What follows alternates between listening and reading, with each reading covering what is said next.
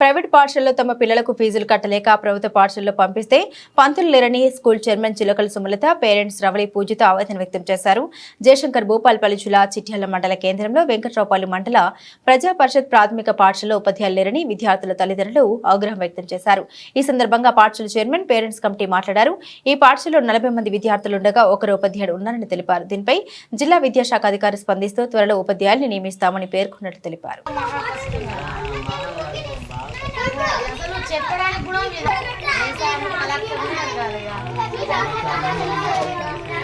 Government స్కూళ్ళకి కొందరు వాళ్ళ అమ్మ నాన్న ఈ ఒక్కసారి తోటి కాదు, ఈ పిల్లలకు చదువు రాదు. సపరేట్గా ఊళ్ళే బర్లగా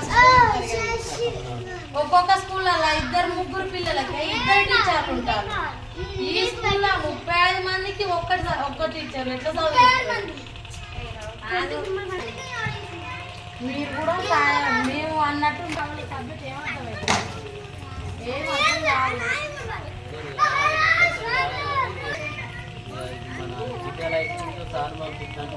సార్ అత్తడు పోతాడు, నా అత్త పోతా నాదేముంటుంది అంటాడు సార్. ఇంటికాడ తల్లిదండ్రులు సార్ ఒక్కడ సార్ని అడగలేకపోతున్నారు వాళ్ళు, ఒక్కడు కాబట్టి అడగలేకపోతున్నారు వాళ్ళు. ఇద్దరు పిల్లల చదువుతున్నప్పుడు అడగలేదా మేడం పిల్లలు చదువుతలేను చెప్తలేదా సార్ చెప్తలేదా అని నిలదీయగలిగేది. కానీ ఇప్పుడు ఒక్కడేసరికి వాళ్ళు కూర్చోబెట్టేవాడితే.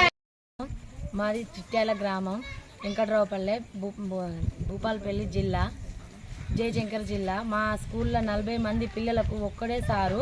ఆ ఒక్క సారుతో వల్ల ఎక్కడైతుంది. ఇప్పుడు మేము ప్రైవేట్ స్కూళ్ళల్లో పోతే పైసలు లేవానే కదా మేము గవర్నమెంట్ స్కూళ్ళల్లో తోలేది. ఈ 40 మంది పిల్లలకు ఒకసారి ఏం చెప్పగలుగుతాడు? వాళ్ళకు అట్టిగా కూర్చోబెట్టే వరకే టైం అయిపోతుంది. ఇప్పుడు 1వ తరగతి నుంచి 5వ తరగతి వరకు ఒకసారు ఏం సబ్జెక్ట్ చెప్తాడు?